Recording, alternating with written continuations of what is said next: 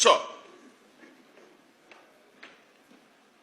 there seems to be a sense of either denial, and on one part, or people who think, no, it won't be, because we can't just imagine it. And because of some discussion that, okay, if this happens, you will lose your property, you will lose that, and so on. Of course, that is untenable. I mean, I too was wrong on this, because if by any chance you have another state of Biafra, it will be the 16th state of ECOWAS.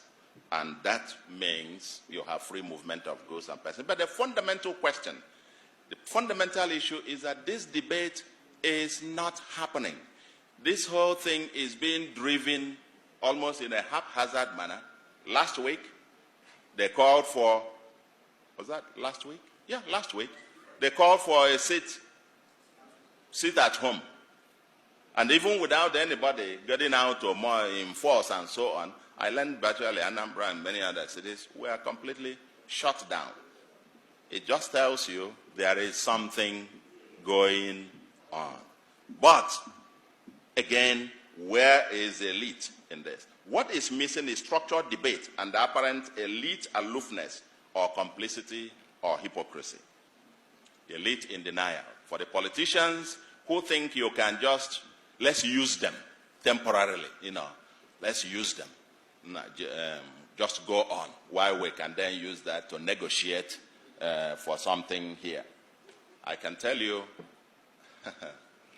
you will create a monster that will consume you. When that inferno comes, both us, everybody else, and the kind of thing that happened in Biafra where dissent, any dissent was considered a saboteur. Okay? You might get to a point where you will be telling them, just go on, while we can negotiate here, get something for ourselves in Abuja. I can tell you, these guys are no fools. At some point, they will look at you too and know that you're actually part of the problem. And so on and so forth. So, I say, let the debate must begin. The late Dr. Pius Okibo, in this book as well, presented what the memo by late Dr. Pius Okibo presented to the Biafran government on the economic viability of Biafra. Nobody is talking about what the currency will look like. How will you fare with international trade? What kind of constitution are you talking about? And Ofodile forcefully argues here that the Ahera Declaration of 1969 came too late. They had intelligentsia pushing for Biafra, but there was no organized structure.